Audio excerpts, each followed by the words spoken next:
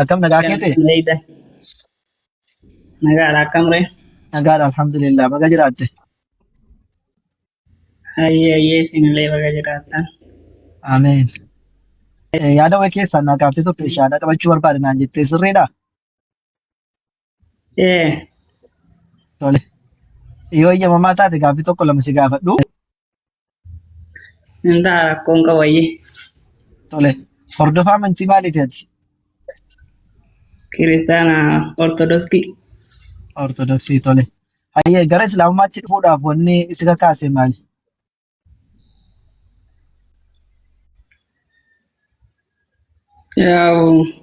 Yaadichuma yeroon itti hubadhu Eh, namoonni hedduun naannoo keenyatti musliima waan turaniif isaanumarraa waan hedduu yeroon ilaalu sanumaafanii anis illee gara sanitti deemuu barbaade.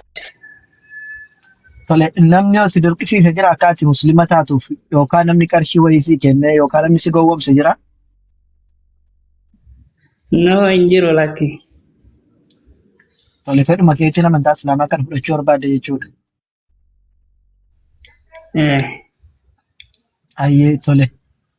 Mee gara shahaadaatti osoo hin darbiin yoo dandeesse viidiyoo cisnu ba'uu dandeessaa?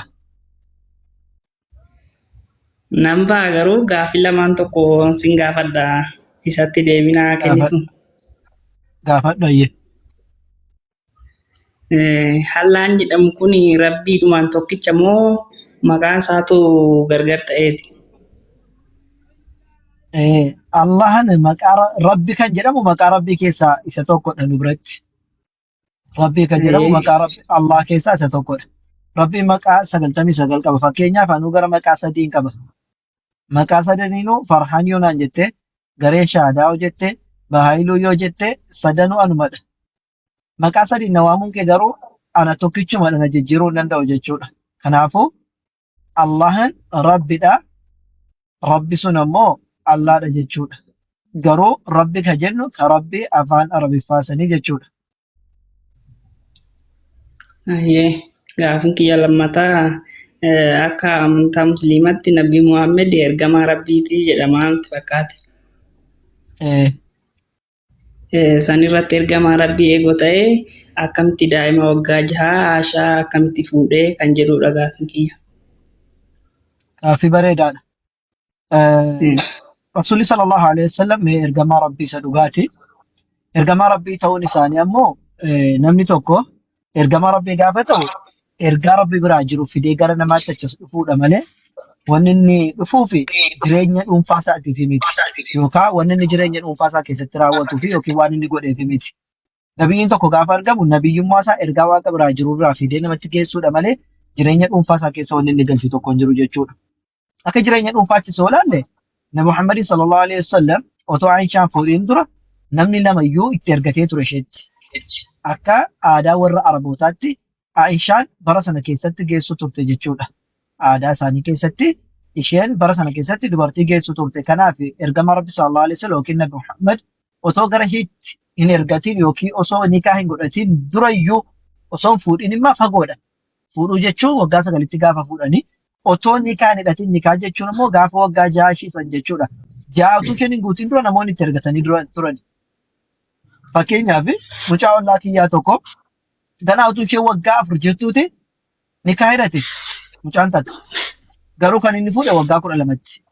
Isa ammaa kana siin jechaa jira. Isa ammaa kan ganaa waggaa 4tti nikaa ishee hidhate. Waggaa 4tti nikaa hidhate jechuun ammoo 4tti fuudhe jechuu miti. Eegeen immoo waggaa 8 eegeen maal godhe ni fuudhee jechuudha. Saniifuu Nabi Muhammad sallallahu alaihi wasallam intalli sun geessu waan taateef yookiin heerumaaf waan gaa jirtuuf yeroo sanitti maal ta'e namoonni isheetti ergatee ture san booddee ergama Rabbi sallallahu alaihi wasallam namoonni sun dhiisanidha jennaan itti ergatanii jechuudha. Gaafa itti ergatanii Abubakar radiyallahu anhu intalli koo xiqqoodha jedhee hin dinneeni. Maaliif jennaani abbaa qabdi haadha qabdi abbaan ishii isaattis lakki intalli keenya xiqqoodha hin jenneeni. Haatiif abbaan intalli kiyya xiqqoodha lakki hin kenninu kan hin jenne nuun akka waan yeroo sana intala sana argine akka waan qaama ishii beeknutti waggaa ilaallee qofa intala xiqqoodha jennaan. Intala xiqqoo ta'u maaltu beeksise? Intala xiqqoo kana nuun jechaa jirru sadarkaa yookiin guyyaa amma irra jirtu irra dhaabbattee nuti kan ilaalaa jirtu yookiin kan nuti ilaalaa jirru jechuudha. Waggaa har'aanaaf siirra dhaabbanne ilaalaa jirtutti intalli waggaa 30 intala xiqqoodhaas hin jettarras baate. Intalli waggaa 30 yoo ilaalte amma intala yeroo sana waggaa 9 geessu jechuudha qaamni ishiiti. Kanaafuu yeroon ati irra dhaabbattee ilaaltuu fi yeroon bara sanaa gargari jechuudha. Maaliif barri baraa baratti hunduu jijjiiramaa deema jechuudha. So haatiif abbaan xiqqoo dhadhanii ijoollee isaanii kennuudhaan dinne. Lammaffaa Aishaa radiyallahu anhu gaafa ergamaa Rabbi sallallahu alaihi wasallam itti heerume ani xiqqoodha hin jenne. Waggaa amma kana ishee isaa waliin jiraattee maal jette dubartiin tokko yoo maal taate geessetti yoo akkama addaame yookaan immoo dubartiin tokko dargaggummaa ishii geessetti jedhan. Akka islaamummaatti dubartiin tokko fuudhaaf heeruma kan isheen geessu yoo mallattoo dargaggummaa qabaatte yookiin dargaggummaarra geesse jechuudha. Tokko akka dubartiitti yoo taate xurii laguu arguudha jechuudha. Xurii laguu argiteennaan dubartiin tokko heerumaa geesse jechuudha. Akka dhiiraatti immoo tokko akka dubartiitti illee kan biraan jira. Rifeensa bobaa jalaa biqilchuu, rifeensa bakka biraa jiru biqilchuu waan garaagaraa kun maal ta'a dargaggummaa yookiin gahumsa ishee geessa. Akka dhiiraatti tokkoffaa sagalee sagaleen isaa jijjiiramuu kan ijoollummaarraa yookiin gara dargaggummaatti darbuu isaa kan agarsiisu sagaleen isaa jijjiiramuudha. Akkasuma rifeensa qaama garaagaraa irratti bobaa jalaa fi bakka biraa irratti illee baasuudha.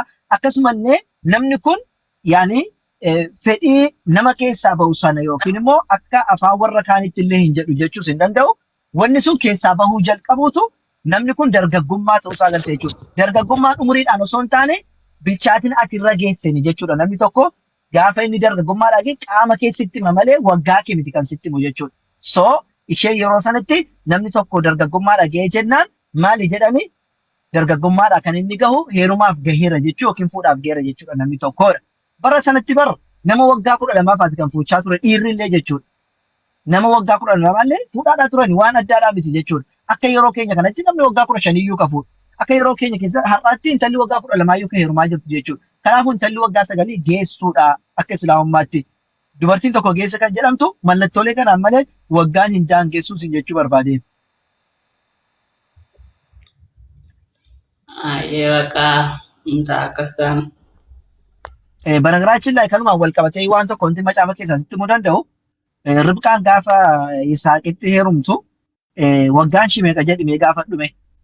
Waggaan ishii namni agana siin jechuudhaan danda'u. Yoo kaalkuleettii herreegdee ol fuutee gabbaasee jette garuu gaafa waggaa 3 akka isheen itti heerumtedha kan nuti hubachuu dandeenya. Kana jechuun gaafa ilma ishee hangafaa deesse waggaa meeqa akka turte Saaraa macaafni nutti hima. Gaafa jalqaba heerumte akkama eenyuun akka deesse nutti hima. So waggaan ishii yoo kaalkuleettii samee ida'amee jedhee gaafa waggaa 3 jechuudha akka macaafaatti jechuudha. Banagiraachiin Nabi Muhammadin duratti Aishaa dura jechuudha.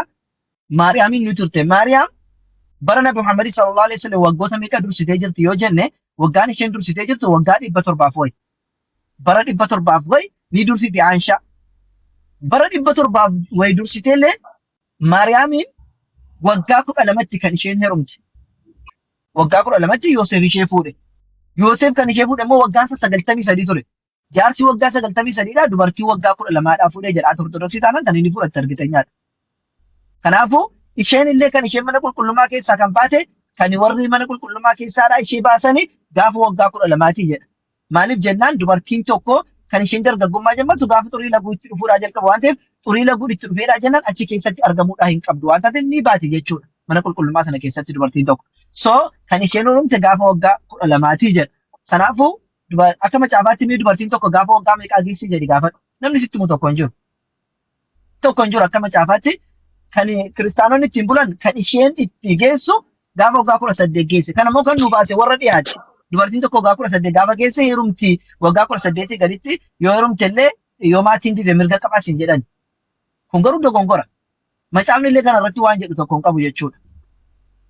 Sinii galee kanaafuu akkasii waa'een fuudhaaf heerumaa jechuudha. Otoo namni tokko waggaa meeqatti kan inni fuudhuu danda'u jedhamee yookiin kan heerumuu danda'u jedhamee tuukaamee macaafa keessan keessa jiraate okay dogongoraayyuu jenna. Lammaffaa immoo nabiyyiin tokko jireenya isaa keessatti dubartii geesse tokko fuudhuun isaati nabiyyi isaan godhu wanni jedhu jiru akka macaafaattis ta'e akka quraanaattis. Maaliif jennaan fuudhuudha idimeen shigeeran fuudhe akka nama kamii bultii ijaarratanii Nabi Muhammad sallallahu alaihi wasallam rabbiin quraana keessatti gaafatti dubbatu maal jedha wamaa Muhammadun illaa rasuulun qad khalat min qablihi ar-rusul jedha. Muhammad jechuun bar ergamaan keessan akkuma nabiyyoota warra kaanii isa dura ergame malee kan biraadhaa miti jedha. Warri kaanis fuudhaniiru innis fuudhee jira jedha. Kanaafuu fuudhaaf heerumni waan haaraadhaa miti namni bara isaa fi aadaa isaatiin laallateeti kan inni wal fuudhu jechuudha. Akkas gaaffii biraan qabdaa?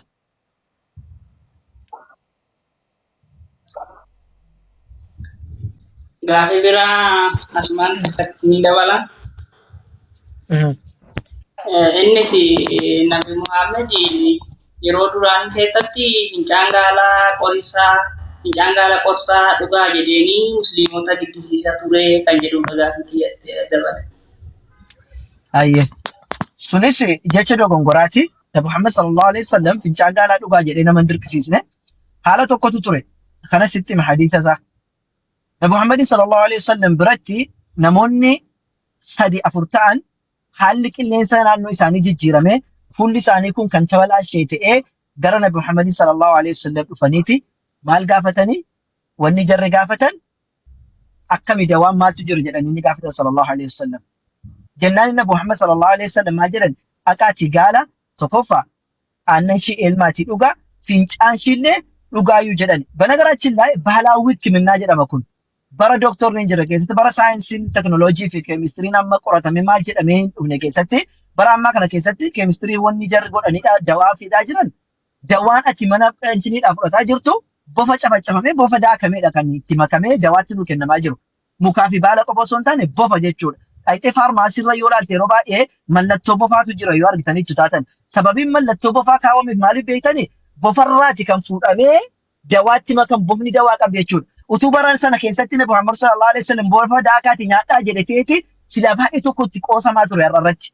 Garuu har'a waan qoratamee teknooloojiidhaan bofarraati daakamee bofni fudhatamee itti dabalame namni waa dubbataa hin jiru. Namni bofa akkamitti mee bofa waaqayyo achi keessa abaaree gad darbate sanarraati dawaa akkamiin godhee fudhata laan.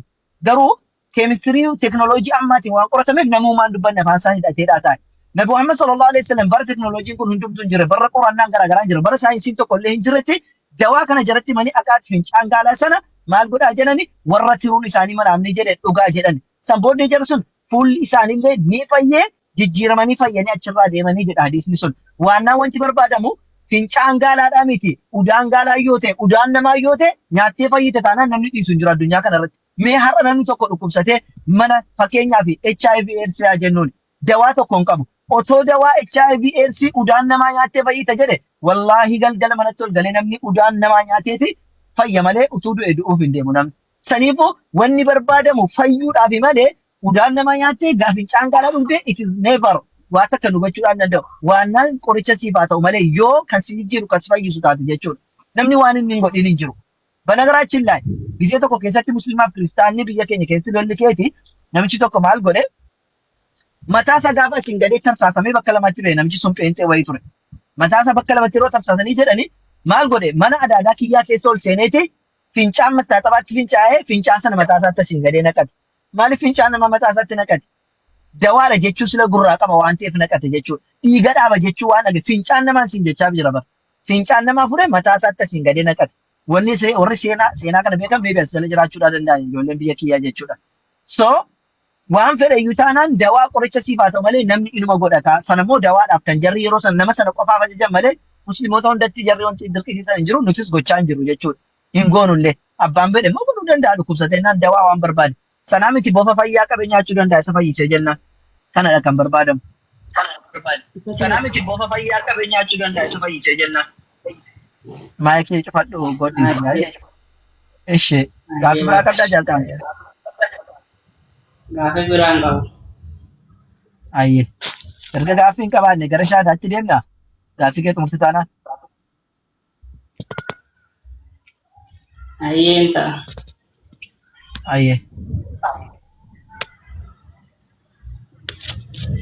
Ijoo harka waan irraa seef natti fakkaata. Mastanqaqaa natti kennaa jiraat koppiliinkii godhaa.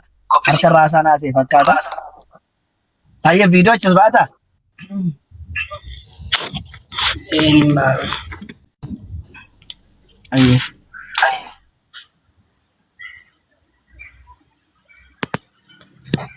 Koppiliinkii godhaa please na agarsiisee ture amma. Vaayolenshinii naan jedha akka nan darbanne.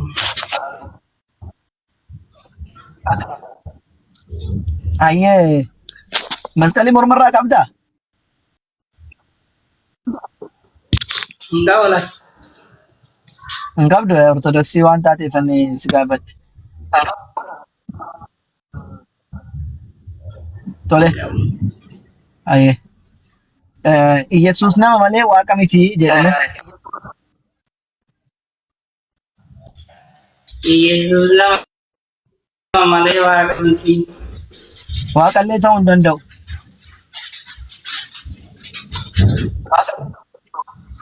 Waaqallee ta'uu hin danda'u.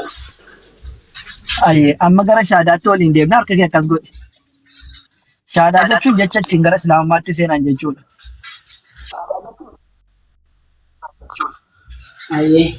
Ashhadu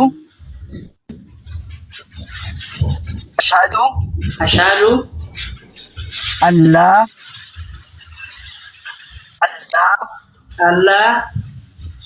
ilaha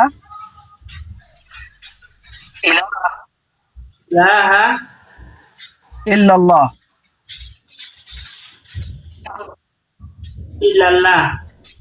wa ashhadu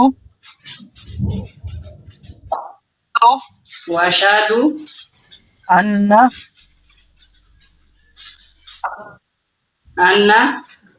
Muhammadan Rasulullah wa anna Isa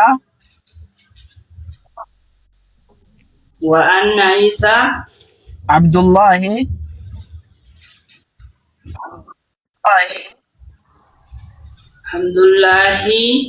wa rasuluhu.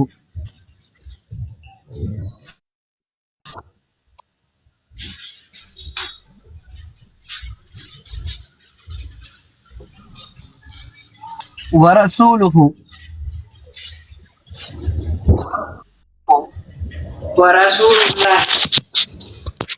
Dhugaan ka gabbaramu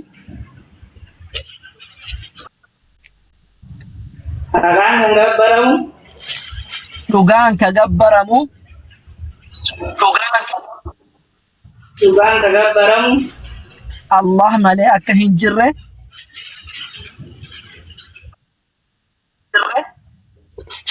Abbaa malee akka hin jirre Allah malee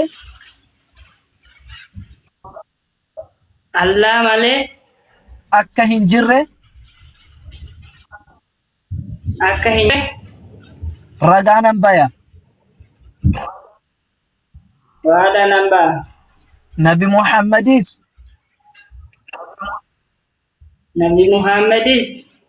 ergamaa dhugaa fi isa dhumaa ta'uu isaanii keessa kiyyaan amanee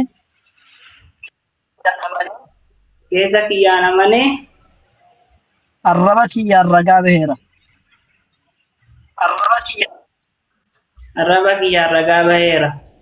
Ciisaan yookiin Yesuus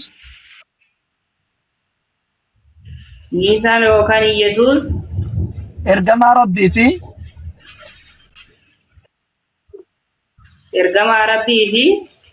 gabricha Rabbii malee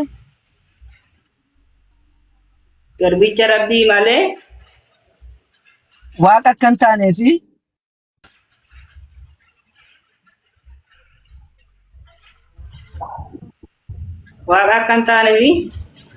aangoo waaqummaallee akka hin qabne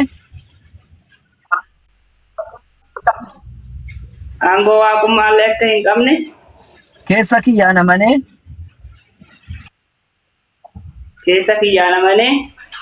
arraba kiyyaan ragaa baheera.